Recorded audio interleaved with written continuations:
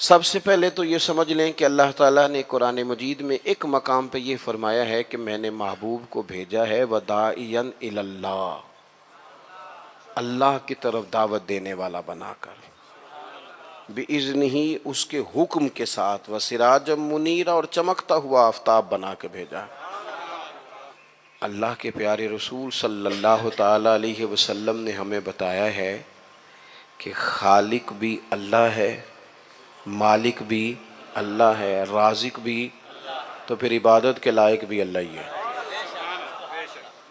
سجدہ سوائے اللہ کے کسی کے لیے جائز۔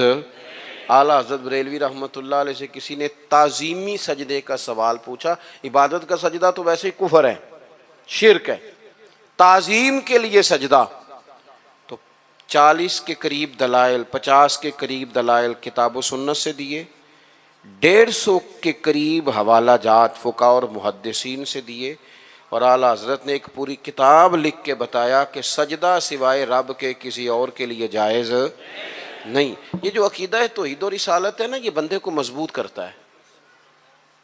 قرآن مجید کی جتنی مکی صورتیں ہیں وہ عقیدے کی پختگی کی بات کرتی ہیں۔ پختہ عقیدہ ہو ہمارا، پختہ، جب ہمارا ذہن ہوگا نا رزق اللہ نے دینا ہے، پھر کوئی ناجائز ذریعہ نہیں اختیار کریں گے۔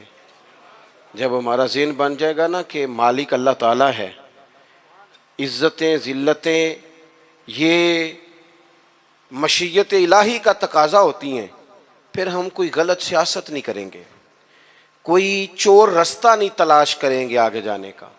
جب ہم عقیدہ توحید و رسالت والے ہوں گے تو پھر کچی پکی باتیں نہیں کریں گے، پھر توکل مضبوط ہوگا، اللہ کی ذات پر بھروسہ مضبوط ہوگا، پھر ہم اپنے رب کی جانب توجہ رکھیں گے۔ تو ایک تو مقصد رسول کریم کے تشریف لانے کا لوگوں کو اللہ کی جانب بلانا، اللہ کی جانب۔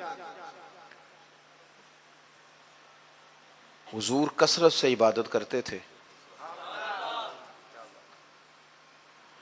آج کل وہ جو نسبت کے بڑے دعوے دار ہیں وہ عبادت سے دور ہیں۔ آپ کیمروں کے سامنے بٹھا لیں، میرے جیسے آدمی کو بھی گھنٹوں بٹھا لیں، لیکن کچھ مصلی پہ بھی چلو گھنٹوں نہ صحیح تو کوئی آدھا گھنٹہ ہی بیٹھ جائے۔ نبی پاک علیہ الصلوۃ والسلام نا میرے عزیز، نماز فرض ہونے سے پہلے بھی کئی دن جا کے غار حرا میں عبادت کرتے تھے۔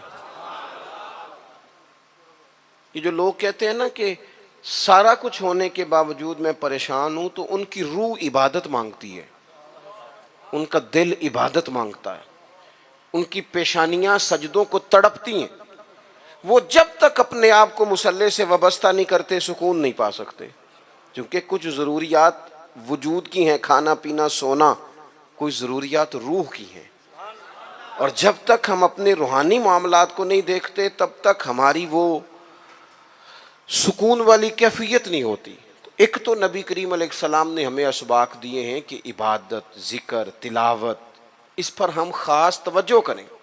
میں دیکھتا ہوں آج کل ہمارے ہاں اس بات کا چلن کم ہے۔ مثلا مجھے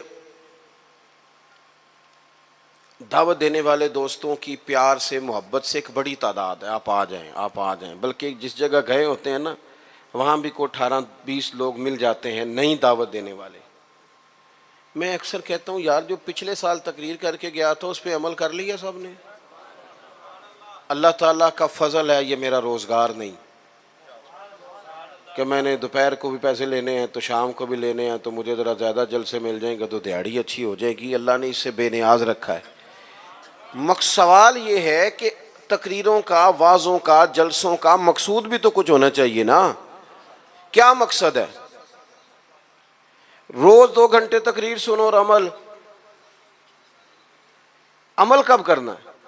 دین کو عملاً، دین اسلام اس لیے نہیں آیا کہ اس پہ کھل کے مقالے لکھے جائیں، اس پر کھل کے تقریریں کی جائیں، ایک ایک کریں یہ کام بھی ضرورت کے لیے، حرج نہیں، لیکن یہ تو عملی نفاذ کے لیے آیا ہے نا۔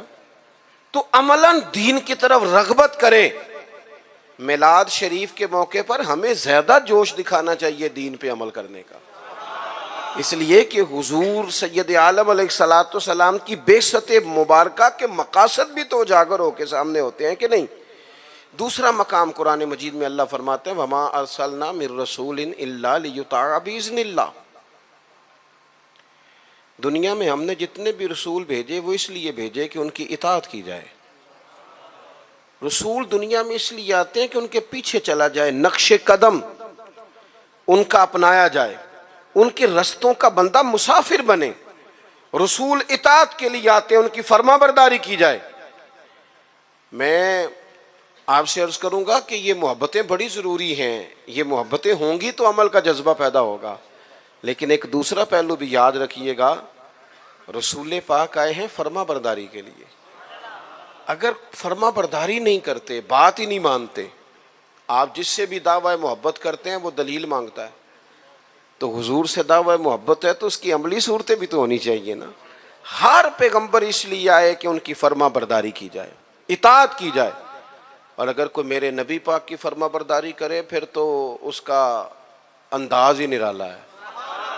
قل ان کنتم تحبون اللہ فاتبعونی یحببکم اللہ، فرمایا محبوب ان سے فرما دیں اگر رب سے محبت کرنا چاہتے ہیں تو آپ کی غلامی کریں، ملے گا کیا؟ اللہ خود ان سے محبت فرمائے گا، خود ان سے محبت۔ صحابہ کرام کے اندر نا حضور سے پیار کا جذبہ بھی والہانہ تھا، والہانہ۔ نبی کریم، وہ آج کل کچھ لوگوں کو یہ بھی غلط فہمی ہوتی ہے نا جی، مروج دکھائیں اس کا حکم ہے، حکم ہے، یہ بھائی نہیں آپ یہ بتائیں۔ تو میں کہتا ہوں حضور نے حکم دیا تھا کسی صحابی کو کہ میں کلی کروں تو میرے منہ سے نکلا پانی چہرے پہ مال لینا؟ حکمن کہا تھا کسی کو کہ میرے ناک سے بلغم نکلے تو چہرے پہ مال لینے؟ کہا تھا، لیکن وہ ملتے تھے کہ نہیں ملتے تھے؟ والہانہ پن تھا، حضور کے ساتھ پیار تھا، والہانہ شوق تھا، لیکن جس طرح پیار والہانہ کرتے تھے نا، والہانہ، اس طرح بات بھی والہانہ ہی مانتے تھے، بات بھی، پیار ہم بھی والہانہ کرتے ہیں۔ ہمارے ہاں کہتے ہیں نعرہ لگاؤ، پھر زور سے لگاؤ، پھر دونوں ہاتھ کھڑے کر کے لگاؤ، پھر جناب اس طرح کر کے لگاؤ، یہ ساری باتیں ٹھیک ہیں، یہ والہانہ پن ہے، اچھی بات ہے، لیکن یہ بھی تو بتائیں کہ حضور کی بات بھی والہانہ مانتے ہیں؟ ہمارے ہاں لیت و لاللہ ہے، گنجائش ہے، دیکھ لیں گے، کر لیں گے، شریعت کی رخصت پر عمل ہے، یہاں گنجائش مل گئی تو لے لو، یہاں مل گئی تو لے لو۔ صحابہ تو بات بھی والہانہ مانتے تھے۔ حضور جمعے کا خطبہ دے رہے ہیں، ایک شخص اٹھ کے کھڑے ہو گئے، اللہ کے محبوب نے فرمایا بیٹھ جاؤ۔ ایک صحابی اس کونے میں تھے ابھی مسجد کے قریب، ان کے کان میں آواز گئی بیٹھ جاؤ، وہ وہیں بیٹھ گئے۔ ایک اس کونے میں تھے، ہمیں واضح احکامات دین کے مل جائیں تو اس میں بھی گنجائش ڈھونڈتے ہیں۔ اس کونے میں تھے، کانوں میں آواز گئی بیٹھ جاؤ تو وہ وہیں بیٹھ گئے۔ اس کونے میں تھے ایک، ان کے کان میں آواز گئی وہیں بیٹھ گئے۔ اللہ کرے کہ آپ موبائل تھوڑے کم چلائیں اور میری بات زیادہ سنیں، دعا کیے آمین تو کہہ دینا، چلو دعا میں تو شامل ہو جائے نا۔ اللہ تعالیٰ دعائیں تو کرنی چاہیے نا، اللہ قبول فرماتا ہے اپنے بندوں کی دعا۔ دوست، واضح حکم ملنے کے باوجود بھی لوگ، واضح احکامات کے باوجود بھی اس میں لوگ گفتگو کرتے ہیں، کل پرسوں ترسوں کا نام لیتے ہیں۔ حضور نے مطلق کا نام نہیں لیا، جس کے کان میں آواز گئی وہیں بیٹھ گیا۔ یہ وہ نظارے ہیں جو زمین نے دیکھے ہیں، آسمان نے دیکھے ہیں۔ اتنی وارفتگی حکم ماننے میں، اتنی وارفتگی، بیٹھ گئے۔ تکمیل جمعہ پر محبوب نے فرمایا آپ کہاں تھے؟ یا رسول اللہ صلی اللہ تعالی علیہ وسلم، وہ آپ کا حکم آیا تو میں اسی کونے میں بیٹھ گیا تھا۔ آپ کہاں تھے؟ حضور حکم ملا تو اس کونے میں بیٹھ گیا۔ آپ کہاں تھے؟ حضور حکم ملا تو میں اس کونے میں بیٹھ گیا۔ تو کریم فرمانے لگے نہ آپ سے کہا تھا، نہ آپ سے کہا تھا، نہ آپ سے کہا تھا، میں نے تو ان سے کہا تھا۔ کر یا رسول اللہ اپنے نام تو نہیں نہ لیا، سانو تے قید سجن دا گہنا ہے، او جینج رکھے اونج رہنا ہے۔ یا رسول اللہ آپ نے نام نہیں نہ لیا، حکم مل گیا بیٹھ جاؤ تو لہذا بیٹھ جاؤ۔ بات ماننا، ہمارے ہاں نا آج کل پیری مریدی بھی اسی کا نام ہے، نذرانہ بھی وقت پہ دو، دعوت بھی مرید کرتے ہیں جتنی مرضی آپ کہو، روز کہو تو روز کھانا کھلاتے ہیں۔ آپ ان سے کہو کہ جناب میں آ رہا ہوں تو وہ تیار ہیں, پھول بھی لے کے کھڑے ہیں, لیکن اگر ان سے کہو بات مانو, پھر وہ کہنے تسی دعا کرو, ہے نا جی, نماز پڑھا کرو, کہتے دعا کرو. کمال ہو گئی ہے بھائی, آپ باقی سارے معاملات کے لیے آپ پورے تیار ہیں, اور یہ جو فرما برداری ہے, یہ جو بات ماننا ہے, وہ کس نے ماننی ہے؟ وہ جس پر آپ کے شیخ نے, مرشد نے گھنٹوں تقریریں کی, وہ باتیں کس نے ماننی؟ کسی اور نے. کیا مانا ہے اس بات کا؟ کوئی گورکھ دھندا ہے کہ آپ نعرے لگائیں, دعوی محبت کریں, اور جو ان کا اصل کام ہے, دیکھو وفادار وہ ہوتا ہے جو مشن کا ساتھی ہو. جو مشن کا ساتھی نہ ہو وہ ٹھیک ہے. پھر میرے ایک سنگی ہیں, مجھے ایک دن بڑی محبت سے کہنے لگے کہ جناب کھانا نہیں کھاتے آپ ہمارے گھر, کھانا ضرور کھائیں, ایک دن ضرور آ جائیں. میں انہوں آکھے یار توں آنا میرے نال رل کے 4 دن کو دین دا کام کرا.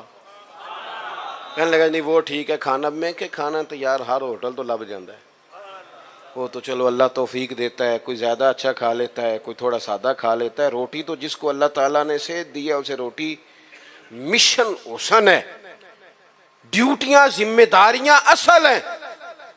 اور کھانے یہاں کوئی من پسند کھانے دنیا میں آئے ہم, من پسند چیزیں تو جنت میں ملیں گی, اور وہ ملیں گی اور مزہ آئے گا.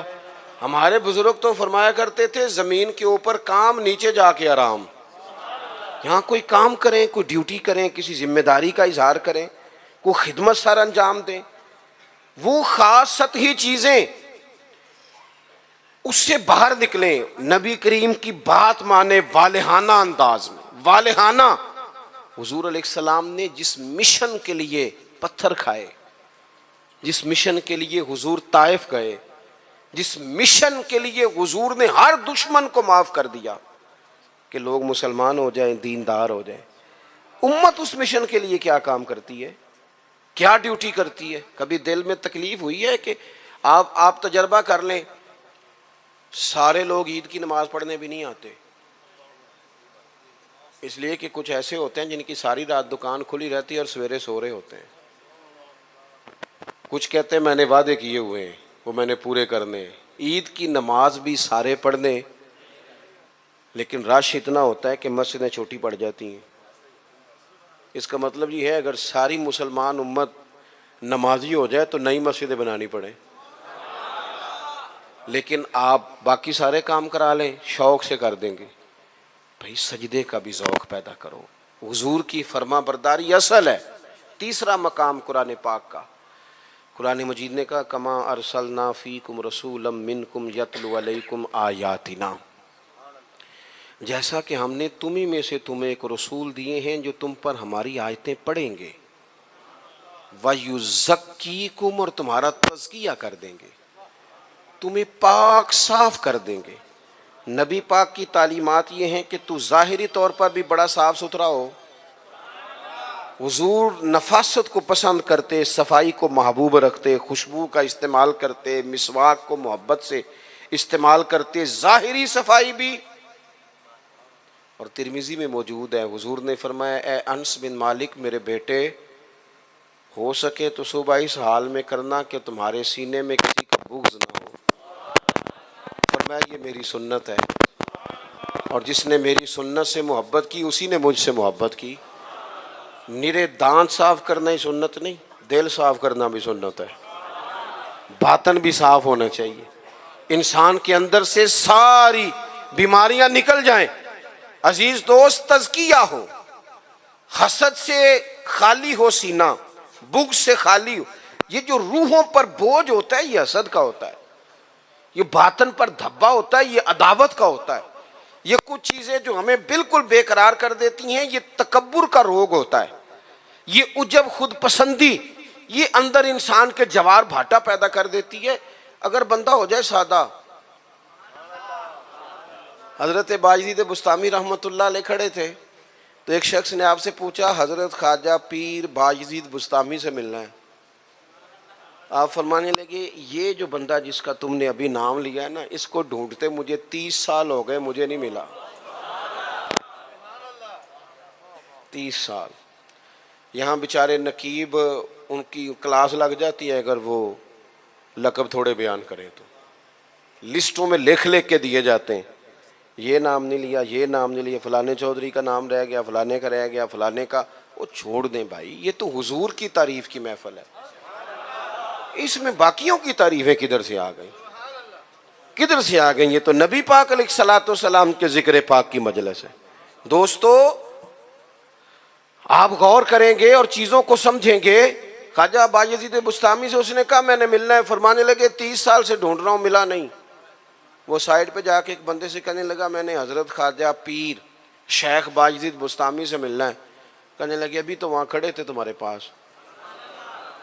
کہنے لگا میں نے تو پوچھا ہے۔ کہنے لگے اصل میں یہ جو تم نے لائن لگائی ہے نا القابات کی، یہ وہ مانتے نہیں اپنے آپ کو، نہ حضرت نہ خواجہ نہ پیر نہ صوفی، وہ تو نیرا بایزید کہتے ہیں، اور اس میں بھی کئی دفعہ روتے ہیں رب کی بارگاہ میں۔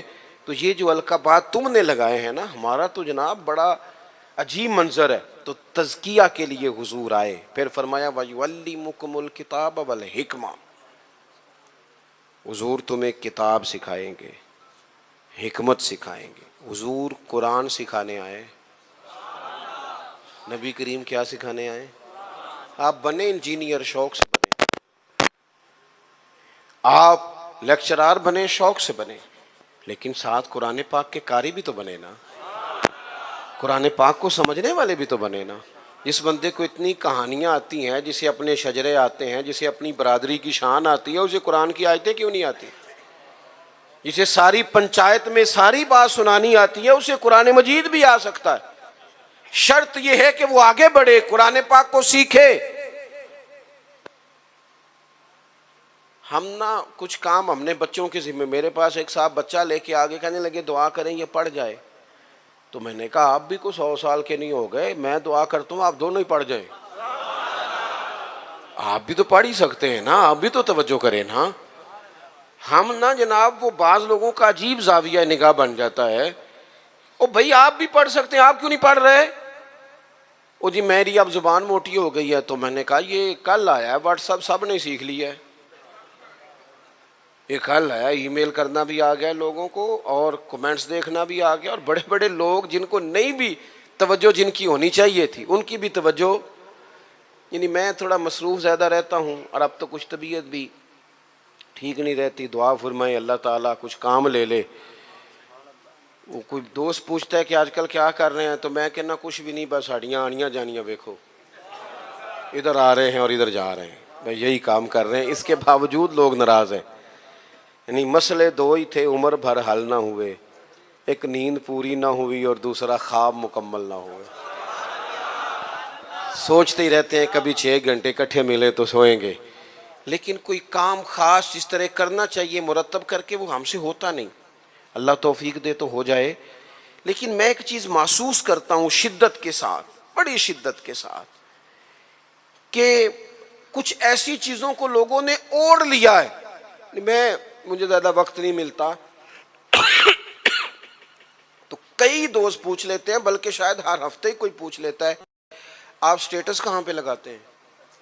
میں کہ یار میں نے لانا نہیں آؤں، لیکن وہ بس ایک ذہن بن گیا نا، اور ایسے لوگ جن کے بارے میں امید تھی کہ یہ سٹیٹس والے نہیں، یہ تسبیح والے ہیں، یہ اللہ اللہ کریں گے، ان کے ہاتھوں میں بھی موبائل نظر آتا ہے، اور جو بھی چیز ہاتھ میں ہو وہ چلنے لگتی ہے۔ موبائل ہاتھ میں ہوگا تو چلے گا، اور اگر تسبیح ہوگی تو وہ بھی انشاءاللہ چلے گی۔ چلیں اس کی بھی ضرورت ہے، کہیں تو چلائیں، لیکن باقی تسبیح بھی تو لینا ہاتھ میں، کچھ وقت اسے بھی تو دینا۔ تو میرے عزیز قرآن مجید کو سیکھیں، اور پھر فرمایا والحکمہ، حضور تمہیں دانائی سکھانے آئے۔ نبی پاک نے ہمیں باشعور کیا ہے۔ بصیرت کا جو نور دروازہ رسول سے ملتا ہے وہ کہیں سے بھی نہیں ملتا۔ حضور کی باتیں حکیمانہ، نبی پاک کے ارشادات انسان کو تازہ کر دینے والے، ذہن کی بند گرہیں کھول دینے والے، حضور کے ایسے فرامین۔ نبی پاک علیہ السلام نا انا نہیں جگاتے لوگوں کی۔ ہم جب کسی شخص سے گفتگو کرتے ہیں تو وہ رد عمل کے طور پر سخت ہو جاتا ہے، چونکہ ہم انا جگا دیتے ہیں۔ حضور انا نہیں جگاتے تھے، نبی پاک ضمیر جگاتے۔ حضور اس طرح کی بات کرتے تھے کہ سامنے والے کو تعلیم مل جاتی، ایجوکیٹ ہو جاتا۔ اس کی نفسیات قبول کر لیتی کہ یہ بات ٹھیک ہے، نفسیات قبول کر لیتی. ایک نوجوان نے آ کے کہا معاذ اللہ ثم معاذ اللہ، یا رسول اللہ مجھے زنا کی اجازت دے. صحابہ کہتے ہیں ہمیں بڑی تکلیف ہوئی اس کی بات کی، لیکن حضور نہ تعلیم دیتے ہیں. نبی کریم نے بٹھا لیا اور بٹھا کے فرمایا ایک بات بتا. یا رسول اللہ حکم کرے. فرمایا تو پسند کرتا ہے کہ تیری بیٹی سے زنا کرے؟ اس کی آنکھیں کھل گئیں، یہ کیسے ہو سکتا ہے؟ فرمایا تیری بہن سے، ماں سے، خالہ سے، پھپھو سے، جو رشتے قریبی ہیں حضور نے گنوائے تو اس کی آنکھیں لال ہو گئیں غصے سے. یا رسول اللہ میں نام بھی نہیں لینے دیتا. اب حضور نے اس کے ذہن پر دستک دی. معاشرے میں جب آپ کسی چیز کو خریدنے نکلتے ہیں تو آپ پھر دکان بھی تو ڈھونڈتے ہیں نا کہاں سے لینی ہے. تو جس چیز کو آپ خریدنے جائیں گے یقیناً اس کی مارکیٹ بھی تو ہونی چاہیے نا، کہیں سے ملے گی وہ. تو نبی پاک صلی اللہ تعالی علیہ وسلم اس ذہنی سطح پر لائے اپنی حکمت کے ساتھ. حضور فرمانے لگے تو نہیں اجازت دیتا اور ہونا بھی نہیں چاہیے ایسا، لیکن جس سے تو بدکاری کی اجازت مانگ رہا ہے وہ بھی تو کسی کی بیٹی ہوگی نا، وہ بھی تو کسی کی بہن ہوگی. کیوں نہیں سوچتے اس بات کو ہم کہ معاشرے میں جب آگ لگتی ہے پھر کسی کا گھر بھی محفوظ نہیں رہتا. تو جب بے حیائی کا چلن عام ہوتا ہے، ایک میرے دوست ہیں ان کا بیٹا پسند کی شادی کرنا چاہتا تھا تو وہ لے آئے، کہنے لگے اسے سمجھائیں میرے لیے مشکل ہو جائے گی. تو میں نے ان سے بات ابھی شروع بھی نہیں کی تو مناظرے پہ اتر آیا بچہ. کہنے لگا مولانا صاحب بتائیں جائز نہیں؟ کوئی اپنی رائے نہیں دے سکتا پسند کی شادی؟ میں نے کہا پتر تو میرے ساتھ اکیلے میں آ، تجھے سمجھاتا ہوں. کہنے لگا جی نہیں آپ بتائیں جائز نہیں؟ میں نے کہا بیٹا تیرے لیے بھی جائز ہے، جس طرح تیرے لیے جائز ہے نا اسی طرح خاندان کی اگر کوئی بیٹی کہے میں نے پسند کی کرنی ہے تو اس کے لیے بھی جائز ہے. اب اس کی گردن جھک گئی، اب چپ کر گیا. میں نے کہا جو رواج آپ گھر میں ڈال رہے ہیں اس کا مطلب یہ تو نہیں نا کہ بیٹیوں کو پتہ نہیں چل رہا آپ کیا کر رہے ہیں. تو جو چلن آپ پیدا کر رہے ہیں یہ عام تو ہوگا. تو اگر بیٹی کل کو کچھ اٹھ کے مطالبہ کرے، وہ کہے کہ جس فلسفے سے اس کی بات مانی جا سکتی ہے میری بھی مانی جا سکتی ہے، پھر آپ کا کیا خیال ہے؟ تو بعض اوقات اللہ توفیق دیتا ہے، کسی کی سمجھ میں بات آ جاتی ہے، اس کی سمجھ میں آ گئی. اور میرے بھائی جب کسی کچھ چیزوں کا چلن عام کرو گے نا، علاقے چھوڑ کے چلے گئے ہیں بہت سارے باپ، بستیاں چھوڑ دی لوگوں نے، صدیوں سے جہاں خاندان آباد تھے چھوڑ دیے. کیوں؟ اس لیے کہ بیٹی نے مرضی کی شادی کر لی. غلطی کسی کی غلطی کا کوئی بوجھ نہیں اٹھائے گا، یہ غلطی ماں باپ کی نہیں ہے. نافرمان ہونے لگے تو حضرت نوح کا بیٹا بھی ہو جاتا ہے. لیکن لوگ اس نگاہ سے دیکھتے ہیں کہ جینا مشکل کر دیتے ہیں، لیکن جب برائیوں کا چلن عام ہوتا ہے پھر وہ سب کو اپنی لپیٹ میں لیتی ہیں. تو حضور اس حکمت سے دین سکھاتے. ہم وہ دانائی نہیں استعمال کرتے، وہ بصیرت نہیں، بس جذباتی فیصلے، جذباتی باتیں، جذباتی گفتگو. اپنی زندگی میں دانائی، بصیرت. حضور نے تو بعد فیصلے یہ حدیبیہ کے موقع پر کتنے مشکل میں تھے صحابہ، ایک ایسا سخت فیصلہ کر دیا ہے کہ اگر کوئی وہاں سے مسلمان آئے گا تو مدینے والے رکھیں گے نہیں، اور مدینے سے جائے گا تو وہ رکھ لیں گے مکے والے، وہ واپس نہیں کریں گے، ہم رکھ نہیں سکتے. صحابہ کہتے ہیں وقتاً تو ہم پریشان تھے پر حضور کی حکمت کے قربان جائیں، یہی شرط وجہ بنی مسلمانوں کی فتح کی. اس لیے کہ جن کو وہ وہاں سے نکلنا پڑتا تھا مکے سے، حضور رکھتے نہیں تھے، معاہدہ تھا، وہ پھر مجاہدوں کا الگ جتھا تیار ہو گیا. حضرت ابو بصیر رضی اللہ تعالیٰ عنہ، حضرت ابو جندل، ایک نئی جماعت مجاہدین کی. رستوں سے گزرنا کافروں کا مشکل ہو گیا، اور کچھ ایسے تھے جو مکے نہ رہ سکے، مدینہ نہ رہ سکے، تیسری جگہ جا کے ڈیرا لگایا، سارے کا سارا شہر ہی مسلمان کر دیا. زندگی میں کچھ چیزیں بصیرت سے کریں. ہمارے ہاں فیصلہ کس کے حق میں ہوتا ہے بھلا؟ جو پہلے آ جائے. اور میں کہتا ہوں آپ بیوی کی بات ضرور سنیں، لیکن اس کی سننے کے بعد جس کے بارے میں وہ بات کر رہی ہے پھر اس کی بھی سنیں. آپ اماں کی بات ضرور سنیں، توجہ سے سنیں، لیکن فوراً جذباتی نہ ہو پھر اس کے بعد اماں نے جس کے خلاف بات کی اس کی بھی سنیں. دو طرفہ بات سن کے کہ کس طرح کے منصف ہیں زمانے میں, ایک بات سنتے ہیں اور اسی طرف ہو جاتے ہیں دانائی سے. اور آخر میں فرمایا وَيُعَلِّمُكُم مَّا لَمْ تَكُونُوا تَعْلَمُونَ, جو تم نہیں جانتے تھے وہ سارا میرے رسول تمہیں سکھاتے ہیں. نبی کریم نے نا اپنی امت کو تعلیم کے ہر پہلو سے آگاہ کیا, ہر پہلو سے. ہمارے پاس ذخیرہ ہے احادیث کا, اور قربان جائیں کچھ باتیں ایسی ہوتی ہیں جو بندہ کبھی پڑھ لینا تو لطف دے دیتی ہیں, لطف. مجھ سے ایک دفعہ ایک دانشور نے پوچھا کہ جناب کوئی ایک بات جس پہ زندگی گزاری جا سکے, ایک نوجوان تھے. میں نے ان سے کہا کہ میرا تو خیال ہے اس ایک حدیث پر پورا ملک سنوارا جا سکتا ہے, ایک پر, اور آتی بھی ہے ہم سب کو, شرط عمل کرنا ہے. حضور نے فرمایا مومن وہ ہے جو اپنے لیے پسند کرے وہی بھائی کے لیے پسند کرے. لو اس حدیث پہ عمل کر لو. جو بندہ ملاوٹ والی چیز بیچتا ہے اگر اس حدیث پر عمل کرے کہ جو اپنے لیے پسند کرنا ہے وہی اپنے, کبھی ملاوٹ کرے گا, کبھی دھوکہ دے گا, کبھی میرٹ سے ادھر ادھر ہوگا, چونکہ تو طے کر لیا ہے کہ جو اپنے لیے پسند کرنا ہے وہی اپنے بھائی کے لیے پسند کرنا ہے. طے کریں زندگی میں. ہم یہ کرتے ہیں کہ اور ایک بار یاد رکھنا, یہ نہیں ہو سکتا کہ دوسروں کے بچوں کو تو ملاوٹ والی چیزیں کھلائے اور تیرے گھر میں صحت کا دور دورہ ہو. یہ کیسے ہو سکتا ہے؟ کسی کا گھر اجاڑ کے بھی کبھی اپنا بسایا جا سکتا ہے. جب تک ہم سب کے لیے سوچ وہ نہیں کرتے جو اپنے بچوں کے لیے, جب تک سب کے لیے وہ سوچ نہیں ہوتی جو اپنے گھر کے لیے, تب تک زمانے میں روشنی پیدا نہیں ہوتی. میں ایک بات جانتا ہوں, میرے استاد صاحب کہا کرتے تھے, اپنے لیے کہا کرتے تھے, میرے دل میں یہ بات بیٹھ گئی ہے کہ میں اسکول کالج مدرسے کے ہر بچے کو اس نظر سے دیکھتا ہوں جس نظر سے اپنے بچے کو دیکھتا ہوں, اور میں اس کی تعلیم کا, تربیت کا اتنا ہی خواہش مند ہوں جتنا اپنے بچے کے لیے. آپ زندگی میں یہ اصول پیدا کریں, ویسے بھی لطف آئے گا, ویسے بھی ذائقہ آئے گا. اور نبی کریم صلی اللہ تعالی علیہ وسلم کی جو تشریف آوری کے مقاصد حسنہ ہیں ان پر غور کریں. دو باتیں اور عرض کر دیتا ہوں پھر بات کو سمیٹتے ہیں. ایک تو حضور نے فرمایا میں معلم بن کے آیا ہوں, حضور سکھانے آئے, سیکھیں, حضور سے دین سیکھیں. یہ جتنی تبلیغ امت میں آج ہو رہی ہے نا کتاب و سنت کی, یہ ساری حضور ہی کی تبلیغ ہے.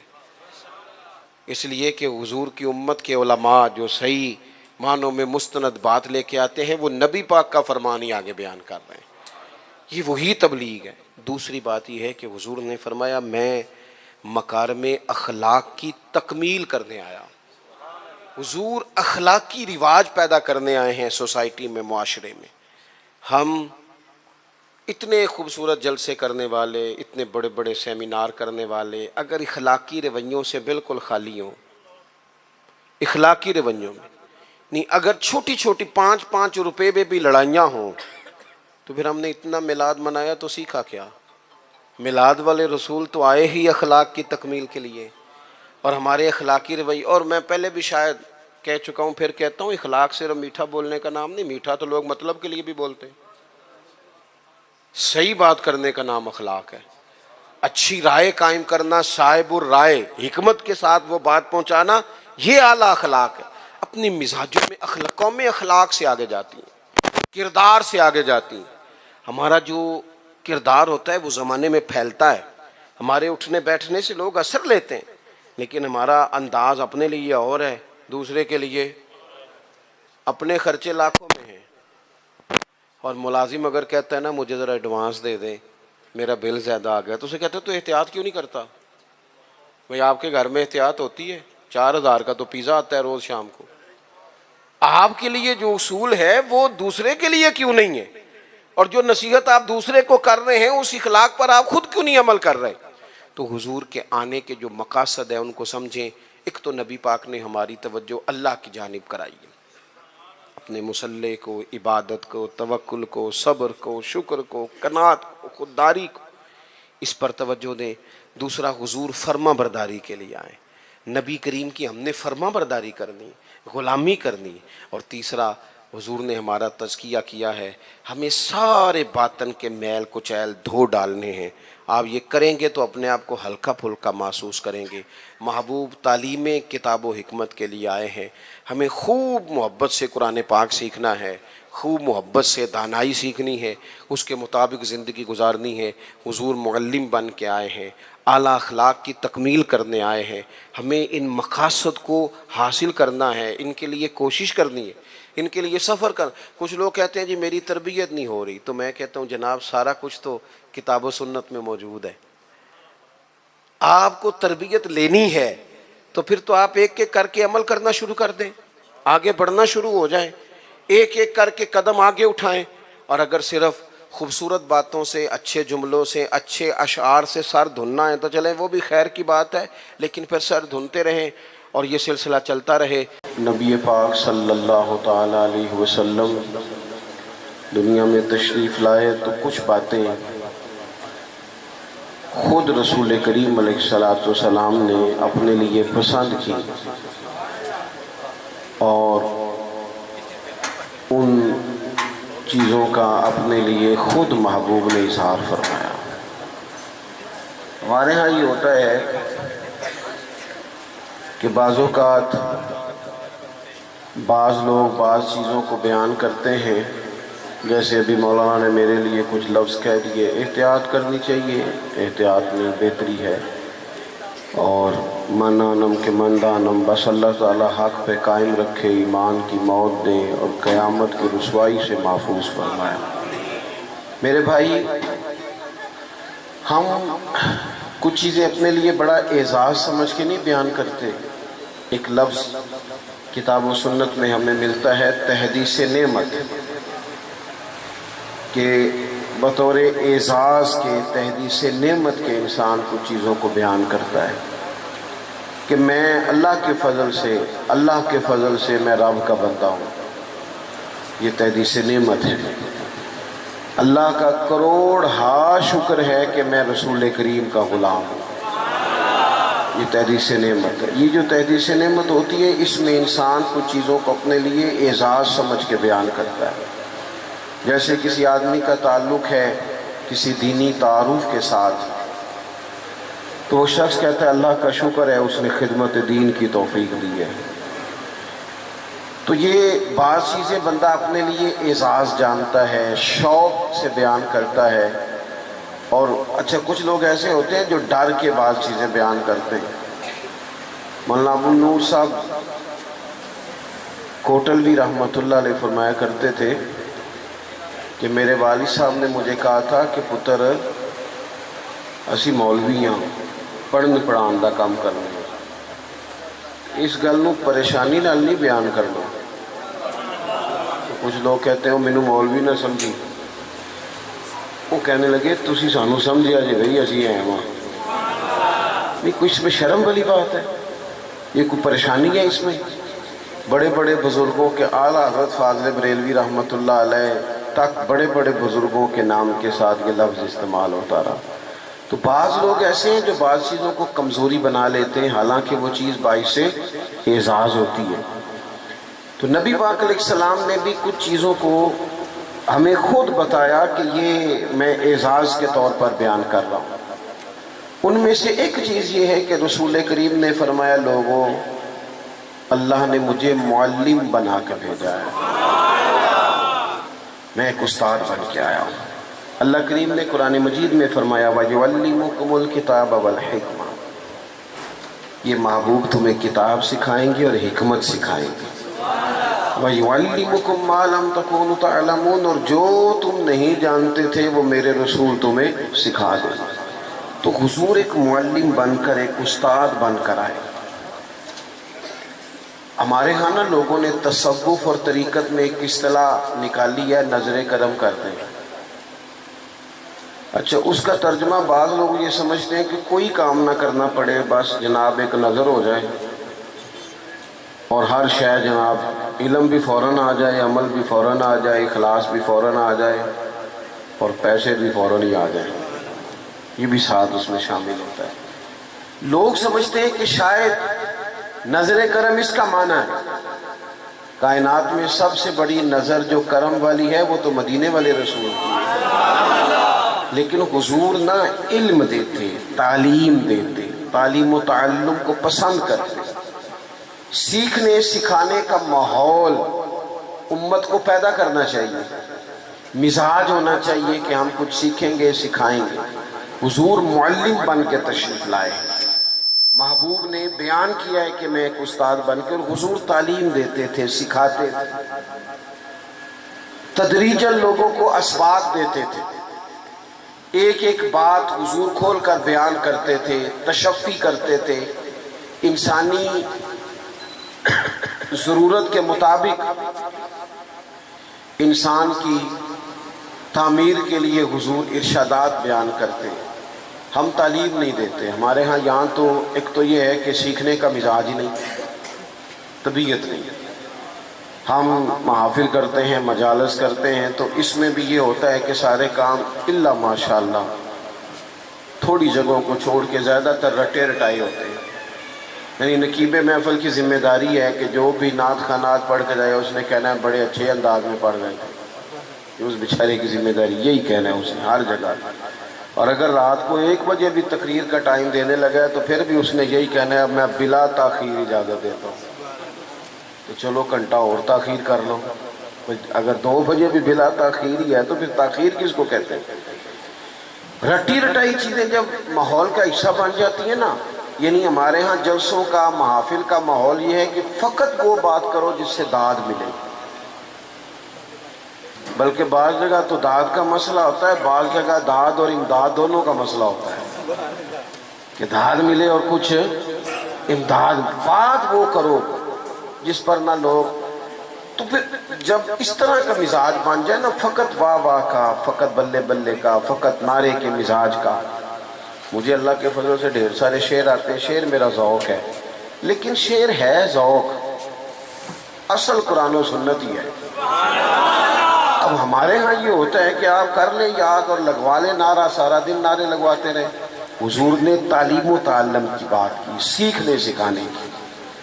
محبوب کریم صلی اللہ تعالی علیہ وسلم لوگوں کے سامنے علم کی روشنی پھیلاتے، حضور سکھاتے، اور اس طرح سکھاتے کہ بات بیٹھ جاتی، ذہن سازی کرتے لوگوں کی۔ اور ایک اور بات، بعض لوگ لوگوں کی انا جگا دیتے ہیں، انا، وہ اس طرح کی بات کرتے ہیں کہ سامنے والا جلال میں آ جائے، رد عمل ظاہر کرے۔ محبوب انا نہیں جگاتے، حضور ضمیر جگاتے، سامنے والا احساس پیدا ہو جاتا تھا کہ یار یہ جو بات کہی جا رہی ہے یہ درست ہے۔ حضور دیکھیں نا، ایک شخص آیا ہے، اس نے آتے ہی حضور کی بارگاہ میں ایسی بات کی ہے کہ جو درست نہیں تھی، لوگوں نے اس کی بات کو ناگوار محسوس کیا۔ اس نے آتے ہی کہا کہ یا رسول اللہ صلی اللہ تعالی علیہ وسلم مجھے زنا کی اجازت دے دیں، زنا کرنا ہے، معاذ اللہ ثم معاذ۔ اب یہ بڑی سخت بات ہے، اس نے کر دی۔ صحابہ کرام علیہم رضوان فرماتے تشویش ہوئی ہمیں کہ کیسی اس نے عجیب بات کی۔ حضور نے اسے بٹھا لیا اور بٹھا کر کے یہ تعلیم دینے کا انداز ہے، سمجھانا ہے، تعمیر کرنا ہے۔ کسی شخص کی شخصیت کے اندر اگر کوئی ایسا ماحول بن رہا ہے کہ جس سے وہ کسی گمراہی کی طرف جا رہا ہے تو اس کی اس گمراہی کو دور کرنا ہے۔ ہمارے ہاں لوگ ڈانٹ کے چپ بھی کرا دیتے ہیں کئی دفعہ، تو میں کہتا ہوں چپ کرا دینا اور ہوتا ہے اور مطمئن کر دینا ان دونوں میں فرق ہوتا ہے۔ اگر آپ چپ کرا دیں گے تو بغاوت بھی پیدا ہوتی ہے بعض اوقات، اور اگر آپ مطمئن کر دیں گے تو سامنے والے کی تسلی اور کئی لوگوں کی تسلی کا بھی باعث بنے گی۔ یا رسول اللہ صلی اللہ تعالی علیہ وسلم زنا کی اجازت دے، معاذ اللہ ثم معاذ اللہ۔ حضور نے بٹھا لیا، اور یہ دیکھیں کتنی حضور تعلیم کس طرح دیتے ہیں، کس طرح شعور کے قریب بات کرتے ہیں۔ حضور فرمانے لگے تو پسند کرتا ہے تیری ماں سے کو زنا کرے، اور انداز حکمت والا، اس کی آنکھیں کھل گئی، یہ کیسے ہو سکتا ہے؟ ضرورت ہے کسی کی؟ کہا تیری بیٹی سے، تیری بہن سے، تیری خالہ سے، تیری پھپھی سے۔ اس کی آنکھیں لال ہو گئی، میں نام بھی نہیں لینے دیتا، اب محبوب کریم نے ایک بات سمجھائی جو ماحول میں شستگی پیدا کرتی ہے. آپ کبھی غور کریں، ملت کے سارے جوان غور کریں. حضور نے فرمایا جب میں نے تجھ سے کچھ سوالات کیے ہیں تو تیری آنکھوں میں غصہ اتر آیا ہے. جس سے تو زنا کی اجازت مانگ رہا ہے وہ بھی تو کسی کی بہن ہوگی نا، وہ بھی تو کسی کی بیٹی ہوگی نا جس کے بارے میں تو بات کر رہا ہے. تو اب آپ میری بات کو سمجھ لیں کہ جو بات بندہ اپنے گھر کے لیے پسند نہیں کرتا. میرے پاس ایک نوجوان آیا، کہنے لگا میرے ابا جی کو سمجھائیں، میں نے مرضی کی شادی کرنی ہے اور ہر صورت کرنی ہے. اور ظاہر ہے جو مرضی کی شادی کر رہا ہے معاذ اللہ وہ پہلے غیر محرم سے بات بھی کرتا ہوگا. میں نے مرضی کی شادی کرنی ہے. میں نے اسے کہا بالکل ٹھیک ہے. وہ دلیلیں دینے لگ گیا. ہمارے ہاں لوگوں کو اپنی مرضی کی دلیلیں بھی آتی ہیں، اسلام میں جائز ہے، اخلاق میں جائز ہے، قانون میں جائز ہے، فلانی جگہ جائز ہے، ساری باتیں یاد آ جاتی ہیں. میں نے اسے کہا کہ تو میرے پاس آ. میں نے اسے اکیلے میں کہا پتر ایک بات صرف کرنی ہے، تم نے ناراض نہیں ہونا، صرف ایک. جتنی باتیں تم نے کی میں نے ساری قبول کر لی. بس میرا سوال یہ ہے کہ پسند کی شادی کرنا صرف تیرے لیے جائز ہے یا تیری ہمشیرہ کے لیے بھی جائز ہے؟ یہ سبق دے دے مجھے، اس کا جواب دے کہ تیری بہن کے لیے بھی تو جائز ہے نا کہ اگر وہ چاہے تو پسند کی شادی. چپ کر گیا. کہنے لگا وہ تو ایسی نہیں. میں نے کہا چل تو ہے نا. وہ ایسی نہیں تو تو ہے نا. اللہ کرے ایسی ہو بھی نہ. صرف مثال سمجھانے کے لیے عرض کیے کہ ہم جب دعوے کر رہے ہوتے ہیں کسی کی بہن کے لیے تو انداز اور ہے، اور جب بات ہمارے گھر میں آئے تو میرے بھائی حضور نے تو ان کو غیر کہا ہی نہیں. ہر کلمہ پڑھنے والی خاتون ہماری بہن ہے اسلامی رشتے سے. تو نبی پاک علیہ السلام نے اس سے کہا کہ اگر یہی بات میں تیرے گھر کے لیے کروں تو اس کی تو کیفیت ہی بدل گئی. یہ ہے حضور کا تعلیم دینے کا انداز. اب محبوب نے اس کے سینے پہ ہاتھ پھیرا، اس کے لیے دعا کی. کہنے لگا یا رسول اللہ کرم ہو گیا ہے، میرے دل سے یہ بری خواہش ہی دور ہو گئی ہے. تو حضور تعلیم دیتے، سکھاتے، تعمیر کرتے، لوگوں کو علم دیتے، روشنی دیتے. نبی پاک صلی اللہ تعالی علیہ وسلم تدریجاً لوگوں کو سمجھاتے. حضور نے نا لوگوں کو سمجھایا تھا. پہلے لوگ کسی عقیدے کے قائل ہی نہیں تھے. محبوب نے سمجھایا کہ دنیا مختصر ہے.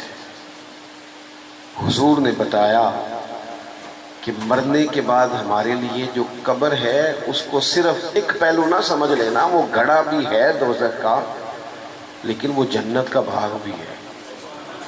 نبی پاک نے لوگوں کو ایجوکیٹ کیا، تعلیم دی، سمجھایا کہ تم ایک نظریاتی زندگی گزارو.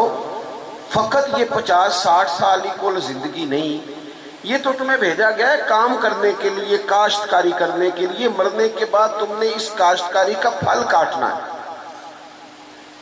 تم اب یہ تعلیم اتنی راسخ ہو گئی لوگوں کے دلوں میں، اور صرف لوگوں کو نہیں سمجھایا. وہ ہمارے ہاں پیرانے عظام یہ کرتے ہیں، لوگوں کہتے ہیں فقیر ہو جاؤ، فقیر ہو جاؤ، فقیر ہو جاؤ. لوگ فقیر ہوتے جاتے ہیں اور پیر صاحب امیر ہوتے جاتے ہیں.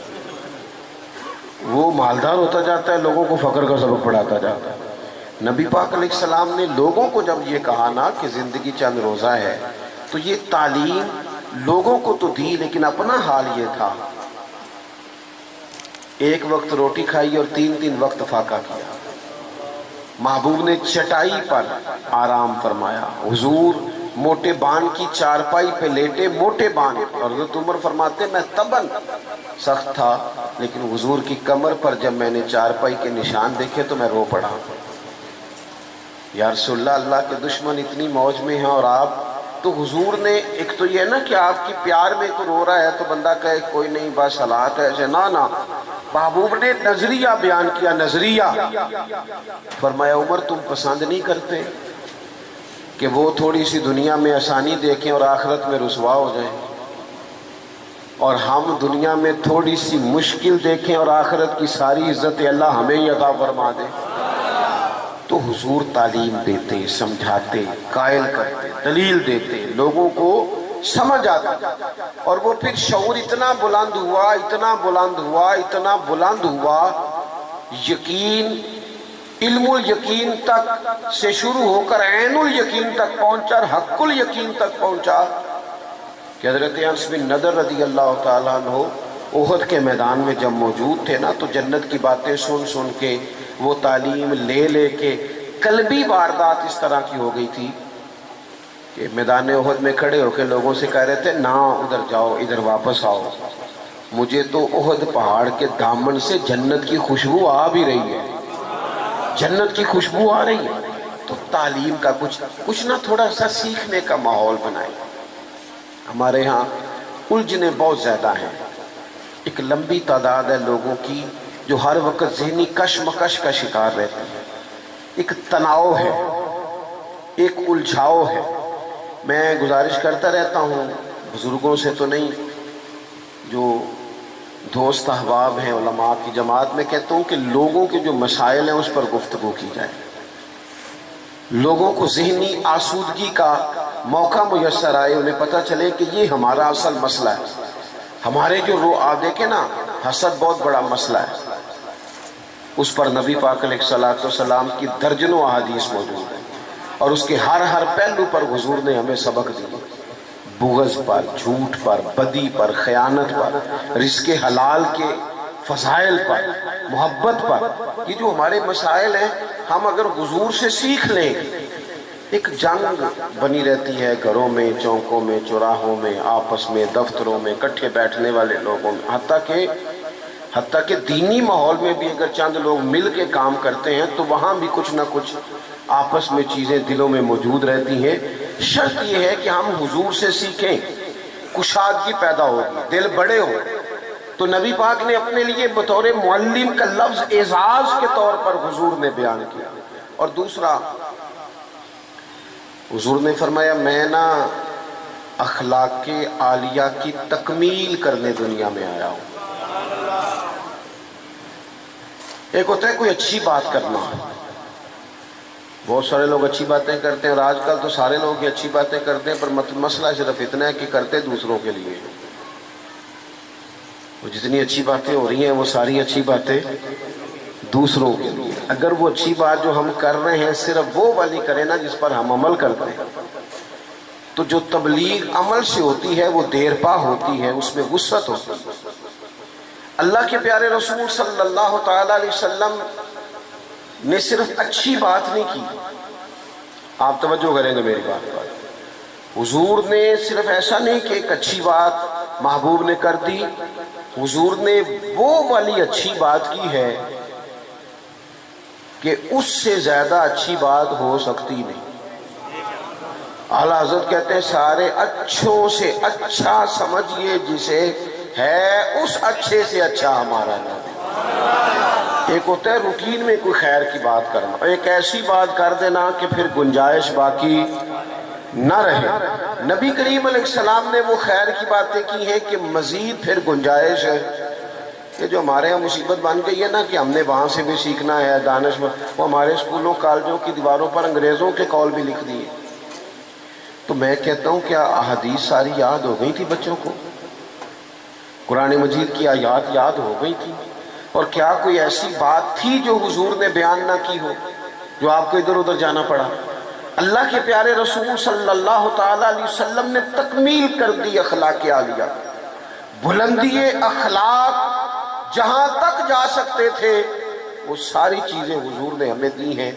اخلاق کی کوئی ایسی بات نہیں جو رسول پاک صلی اللہ تعالی علیہ وسلم نے ہمیں نہ بتائی ہو، اور وہ باتیں ہمیں یاد بھی ہیں۔ بس مسئلہ یہ ہے کہ تقریریں میں آج کل یہ دیکھتا ہوں کہ آپ آ جائیں، آپ یہاں بھی بیان کر دیں، آپ تھوڑا وہاں بھی کر لیں، تھوڑا وہاں بھی کر لیں۔